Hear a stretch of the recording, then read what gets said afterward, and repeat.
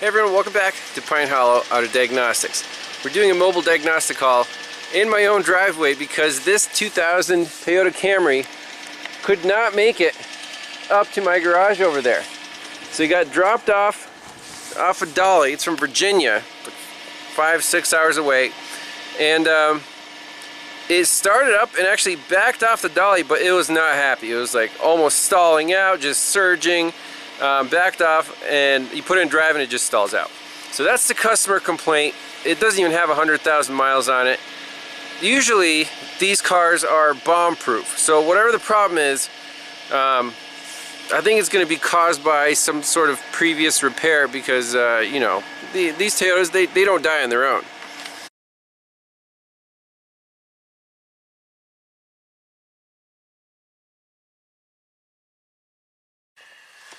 So the owner tells me that he did a visual inspection on the engine computer, which lives right there, but he didn't touch anything, he didn't cut anything, which is nice. So this car is not molested.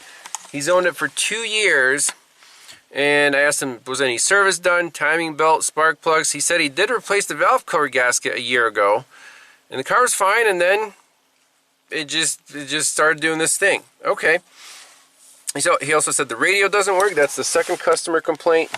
So that's the radio. We'll figure that out. So let's see what happens here when we start it. So everything's normal. Let's fire it up. Oh, look at the RPMs are like, I mean, it's not revving up, but it's the needles all over the place. He said the temp gauge does weird things, and then like, did the lights come on their own? I guess so. See, the check engine light's kind of on, off, on, off. When you put it in gear, I didn't even touch it. It just stalled out. It just completely stalled out.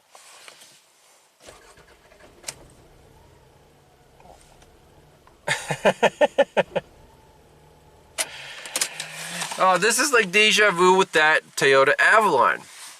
Remember the one with the crazy cluster? What was the problem there? A main ground on the intake manifold, because that's the main ground for the engine computer, the instrument cluster. But that was a V6, so this is a 4-cylinder. So that's my first suspicion. Let's take a look at the wiring diagram. Let's look at these ground distribution and see if they're tied together. Dive under the hood. Place your bets now. Will we just fix this car with a 10mm wrench? I hope so. Alright, and ALLDATA got the ground distribution diagram pulled up. I'm interested in the engine computer and the instrument cluster. And what do we see here? We want the 5FSE. So we have engine control module. There's ground EC. Now see, that says 1MZFE. That's not us. We want the 5SFE, 4-cylinder. So again, engine control module and idle air control valve are tied to that. That's for California, or except California. And then, look, combination meter, that's tied to that, EC. So that kind of makes sense.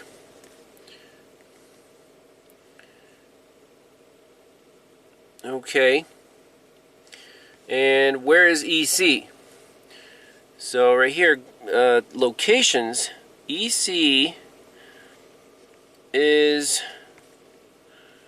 let's see here,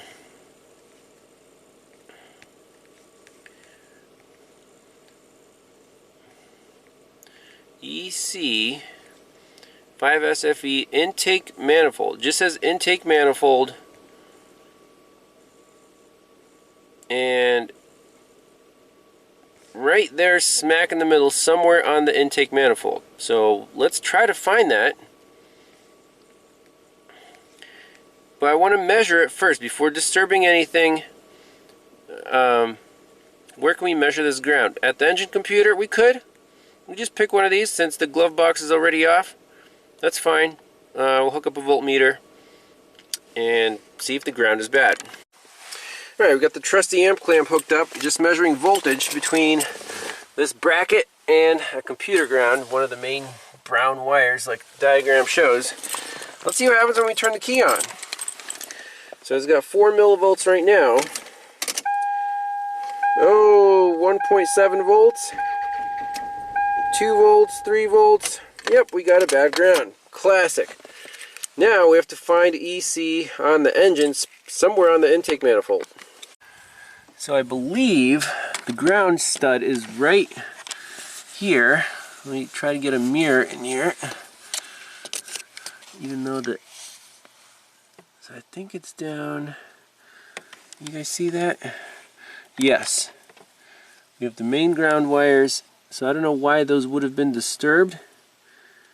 Right there. See that? Let me tighten that up, see if that fixes our problem. You can even see if they're loose. Oh yeah, right there. This is amazing. Look, it's loose. Oh, corrosion. Look, I can unscrew the bolt with my hand.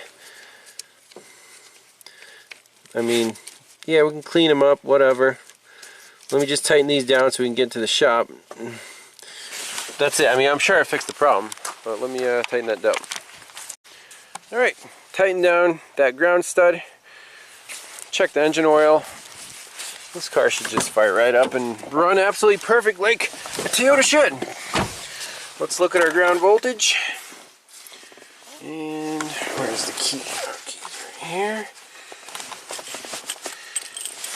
I already knew what the problem was before the guy dropped it off. I mean, I guess I should have fixed it before he took his 5-hour trip back, but that's a 3 millivolts. 150 millivolts, that's fine. Yay.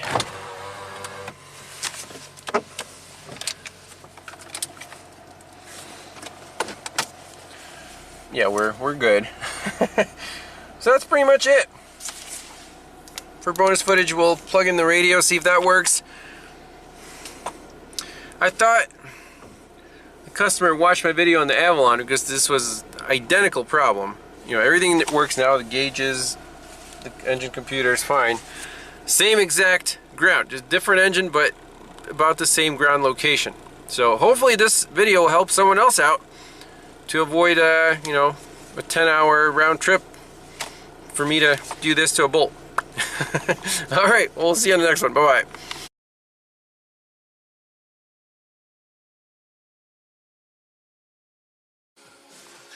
Well, I plugged the radio in. Seems to work perfectly fine. Was that ground part of the radio circuit? I guess we could look that up, but I have no words. Everything's fine with this Toyota. Just one little loose bolt on the intake manifold. Crazy. I don't even know if I'm going to post this video. I mean, yeah, if it helps someone out, then that's great. So that's it for this one. Thanks a lot for watching, and we'll see you on the next one. Bye-bye.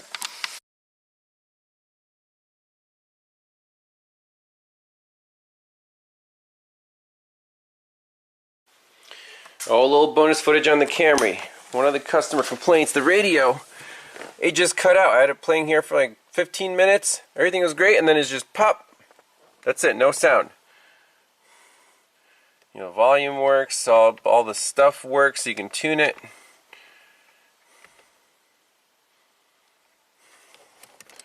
So, it looks like a bad radio. Surprising. I actually have, you know, I own a 98 Camry, so I assume I can just take the radio out of that one, plug it into this one to be 110% sure. But there's nothing else it could be. You know, shorted speaker.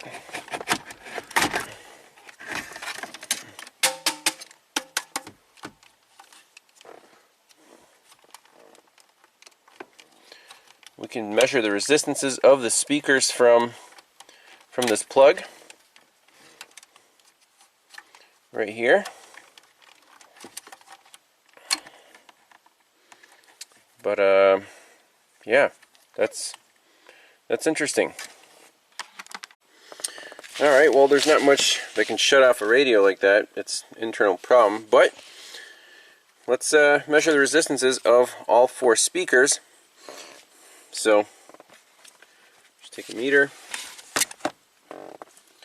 and use the probes on each pair of wires. For example, that one. So you want about 4 ohms, like that. That's fine. Go into the next pair.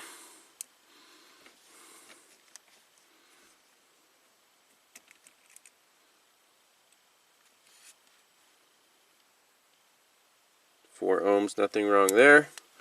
And for the rear speakers that are on the second connector, I mean, the speakers were working absolutely perfectly. They weren't blown or anything. So 8 ohms in that one. And last but not least,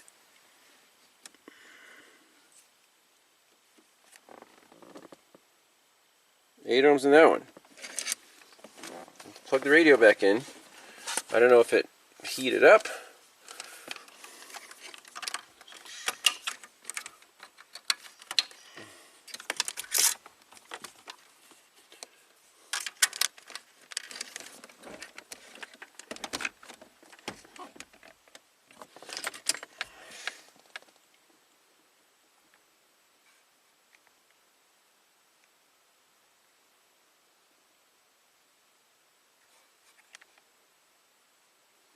No sound at all. Crazy. It turns off, turns on.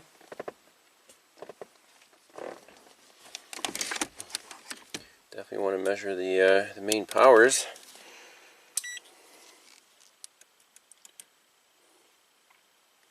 Volts there.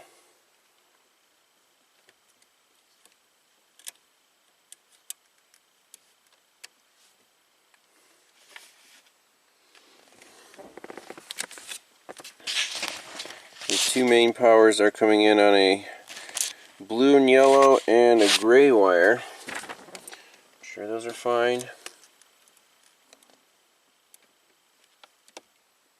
Yep, so 12 volts on both of those. It's a bad radio. That's all I can say. Tell that to the customer.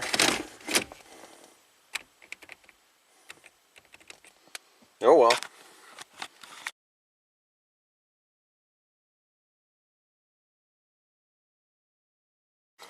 Alright, let's fire this thing up, take it on a test drive.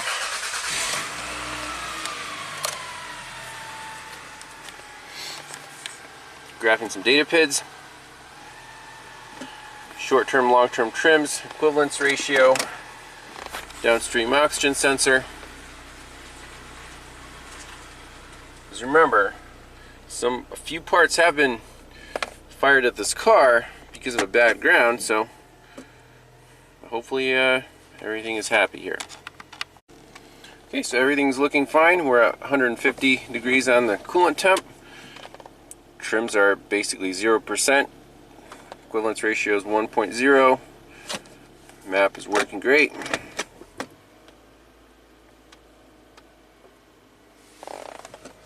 So let's keep going. See if it warms up all the way and if the thermostat works. So far, so good.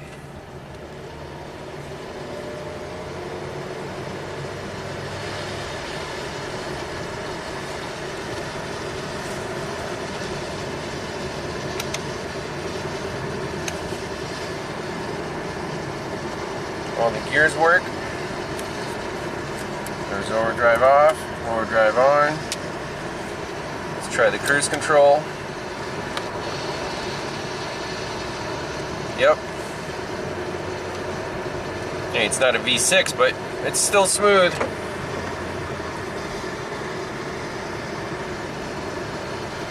So, temperature gauge is right in the middle. We're up to 180 degrees on the coolant temp, and it should stay there, at least below 200. Perfect. Alright, there's still a problem. Why is the idle almost 2,000 RPM? It's fully warmed up, all the monitors ran, well, except for catalyst. You put in gear.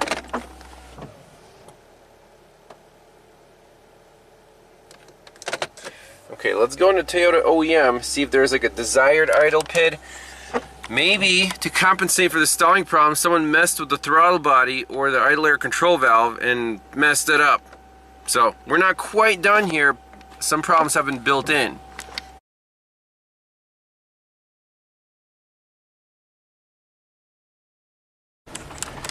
So we have no fault codes stored, so maybe this computer isn't smart enough to set idle too high. Let's look at some data. So throttle position 10.2%, and this fuel cut idle is off. I'm not sure if that only turns on when you're coasting, but we have to get this idle speed down. Alright, so here's our throttle body. And what do we notice? It's not coming back to the throttle stop right here. There's a little damper that I think is supposed to retract when there's vacuum on it. I mean, here's the vacuum line. We can, so it's, let's start up the engine, see if it retracts. I see some yellow paint. I don't know if anyone's messed with this. Alright, so obviously the RPM's high. Look at that. See, that's retracted all the way?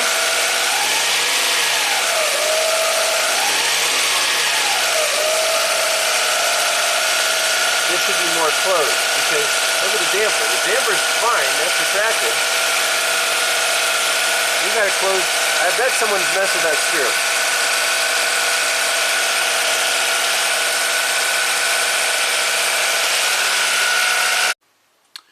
Alright, so here's our TPS reading right now with the engine off. If I close the throttle plate against the damper, we go to 0.53.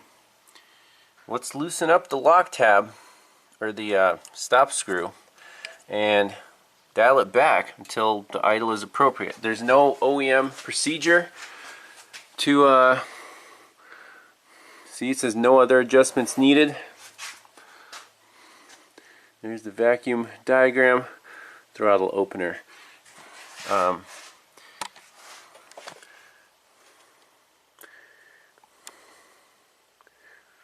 We'll screw that back and get the idle down to spec, which is 700 RPM, and then see if everything's happy. Well, and backed off the throttle stop screw and the throttle body. This is as close as it gets, 0.51. So that's not our issue. There must be a vacuum leak. Now keep in mind this is a MAP engine, so if there's a vacuum leak anywhere in the intake manifold, it will just raise the RPM. That's the only thing it'll do. It won't set, you know, rich or lean codes or anything. So should we get a smoke machine in this thing and see if there's a big vacuum leak somewhere? I don't see any obvious vacuum hoses unplugged or anything, but that's interesting.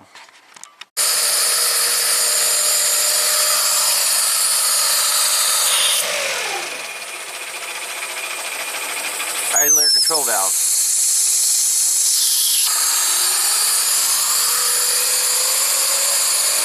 Huh, how about that?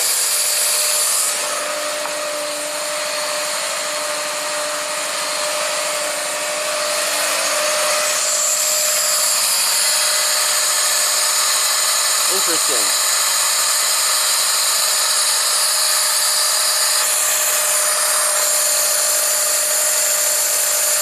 Pop that off. Okay, so that's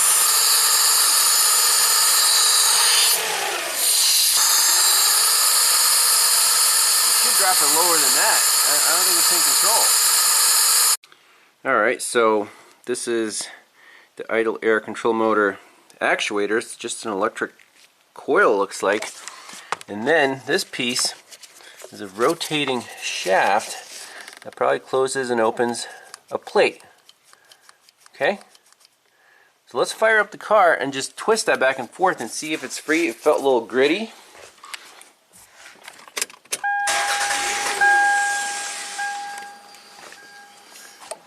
Okay. Let's open it that way.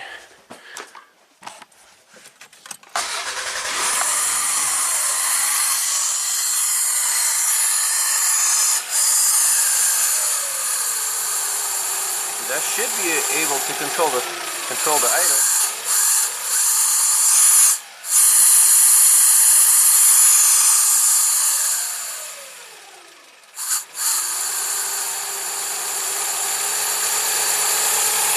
So that freed up, it seems like. Let's put this piece back on, see if it works.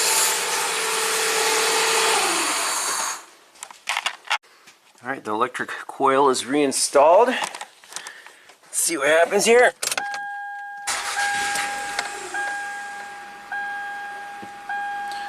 So let's clear the check engine light there. Read fault code. It's definitely at base idle now. Oh, it's coming up. Clear DTC, yes. Okay. Let's shut it off. Let it go to sleep.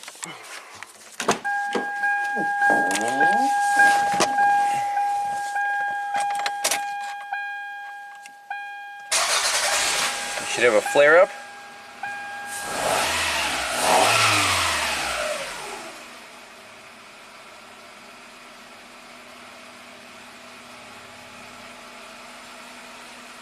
I mean, is it relearning?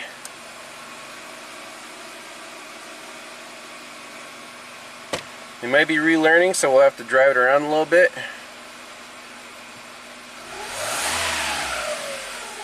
There we go. Okay, now I think it's in control.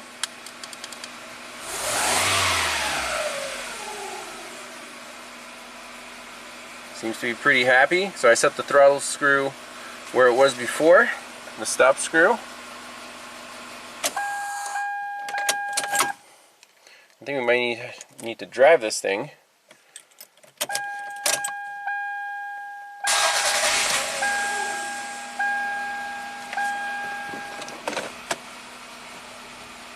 So idle's a little low.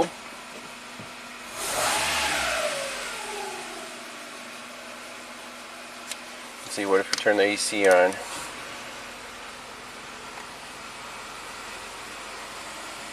Yep, it's lifting the idle a little bit there. I think it's happy. Okay, so these three data PIDs here: FC idle, idle signal, and throttle position. So when the throttle is released, we have idle signal on. If I touch the throttle, it goes off. So 10% is the correct reading. And the fuel cut is when you're just coasting and your foot is off the accelerator. It'll show that. So let's take it for a spin, make sure everything works good. Okay, so car seems to be absolutely happy. Idle is rock steady. Why is the AC light blinking?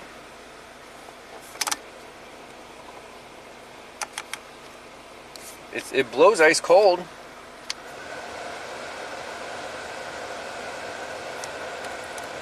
I'll have to look that up in service info. I've never seen an AC light blink.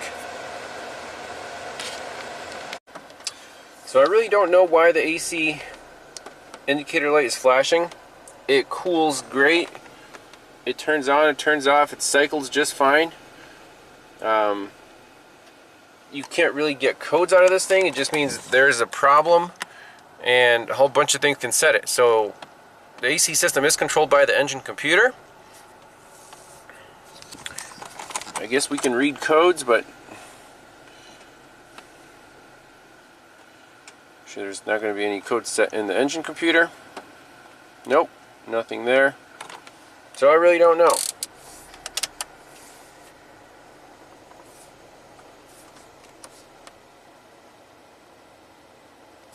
Sometimes it's solid,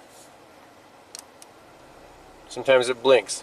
Must be some sensor problem or some switch, or I don't know. The compressor turns on and off, it cools great, so not sure what to do there. Okay, I think we're done. I mean, it's staying solid now. AC works fine, so I'm going to leave it at that. What's the moral of the story? Well, the initial problem is super easy to diagnose and correct. Bad ground, you know, classic loose bolt on the intake manifold. But you have to take the car for a test drive. Make sure everything is good, because the car's been sitting for a year. It's a long distance customer, so we can't afford any comebacks. We want it perfect when they pick it up, especially if they're driving it 5 hours home. On the test drive, sure enough, there's more problems. Idle's high at 2,000 RPM. Dirty idle air control valve. Again, not a big deal to fix, but that needed to be done. Checked all the fluids, pumped up the tires, cleaned the windows. So now I think this Toyota is ready to return to the customer. He'll need to get a new radio because that still does not work. And AC seems to be doing just fine. What more can you ask for? That's it. Thanks a lot for watching, and we'll see you on the next one. Bye-bye.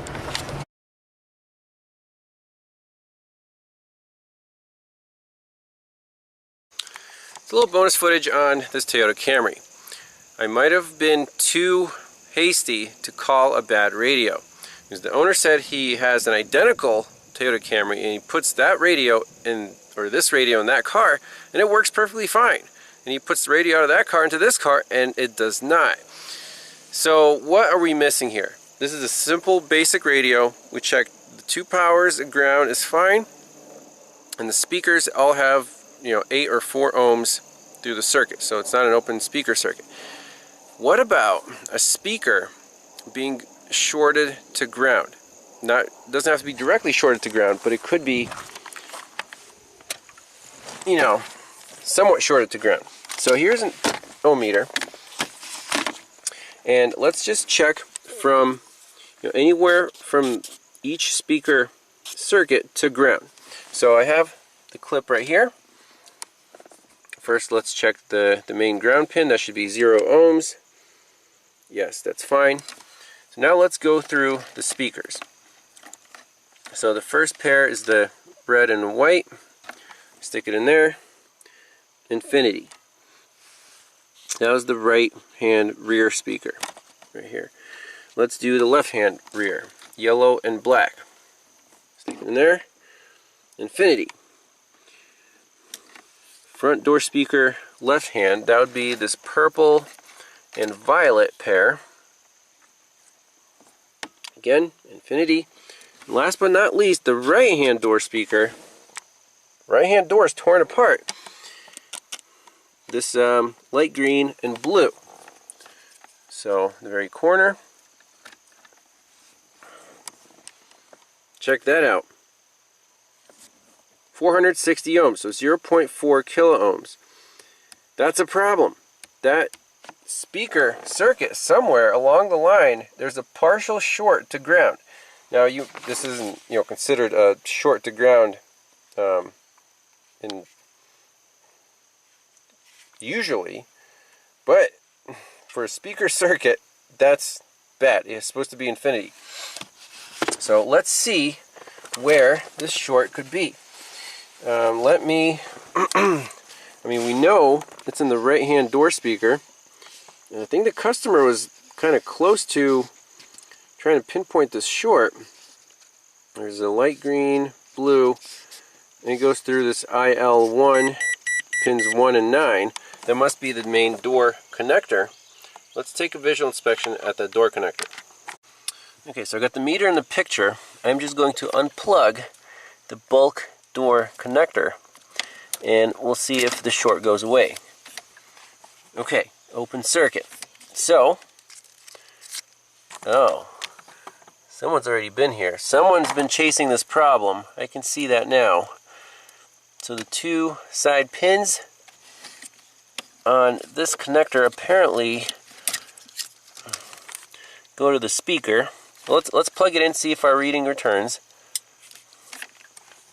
Yep, 0.46. Okay, we can pop the speaker off and plug that. See if that's shorted to something, or, you know, it has to be shorted to ground somewhere along the way.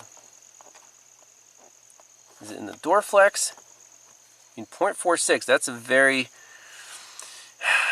stable number, and doing wiggle checks is not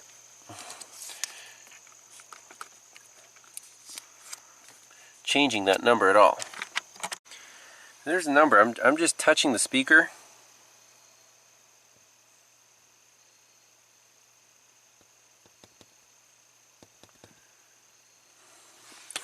Let's get this stupid thing out of here. Okay.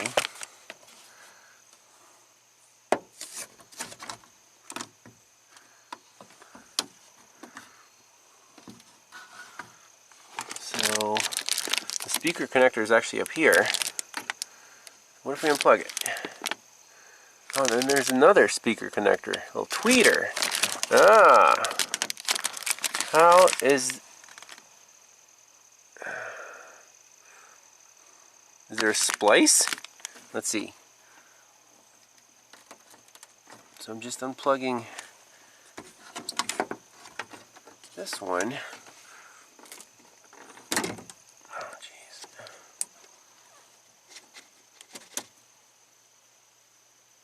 Open circuit. How is this, plugging this in to the speaker, shorting it to ground? That doesn't make any sense to me at all. Unless there's some... No, this looks like OEM. There's like two pairs of wires going into here. I guess the tweeter and the speaker are on the same channel. That's probably why they measured 4 ohms instead of 8. Okay, so interesting. I was measuring on the green. We unplugged the speaker, the short to ground went away. Now I moved the lead to the blue. We'll check it out. 400 ohms, or 470. So, if we unplug this guy right here, the short goes away. So it must be, is it going through a little tweeter? Let's unplug this. Okay, the short went away. Interesting. So is the tweeter shorted to ground?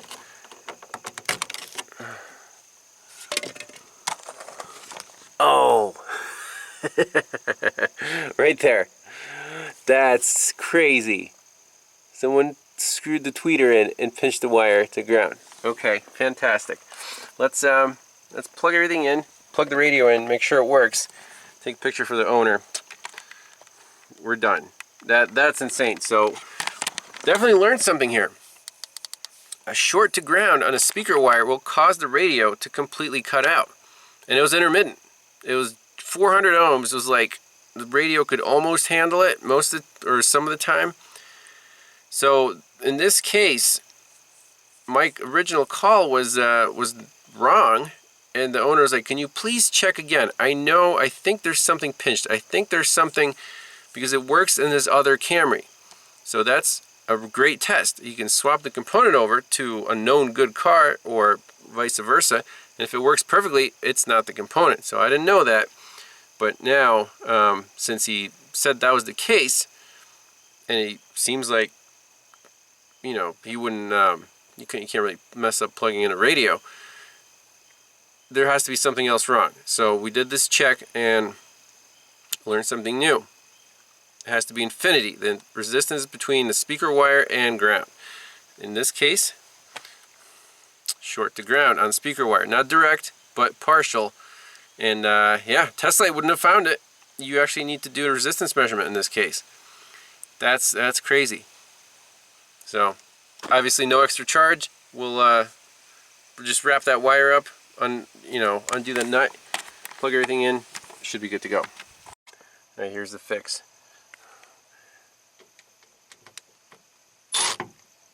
Ready? We're good.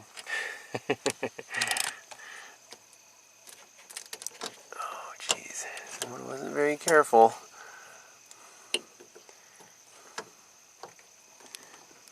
Let's fix that up, and hey, let's plug in the radio, see if it works. Beautiful.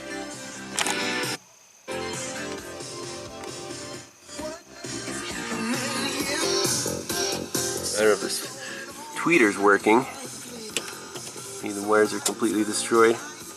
Well, let's fix that up. So I'm measuring the voltage on this frayed wire to ground. Almost 6 volts. That's interesting. So I didn't really know that the speaker wires were biased, but they are. And what happens if we just ground the speaker wire to ground? I expect the sound will disappear. Yes, sir. Sure did. And then the 5 volts should come right back when we remove the short. There's 6 volts. There it is. Okay, so that's a guaranteed fix. Pretty neat.